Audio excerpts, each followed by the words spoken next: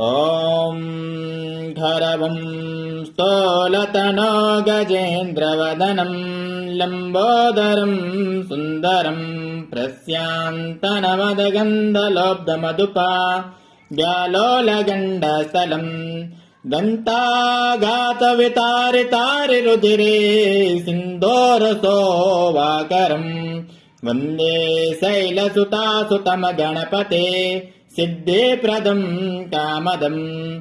ॐ वक्रतुण्डमहाकाय सूर्यकोटे समप्रभा निर्विघ्नं कुरु मे देव सर्वकार्येषु सर्वदा। ॐ त्र्यम्बकं यजामहे सुगन्धिं पुष्टिवर्धनम् उर्वारुकमिव वन्दनान् मृत्योर्मुक्षीयमामृता। नमः शिवाय।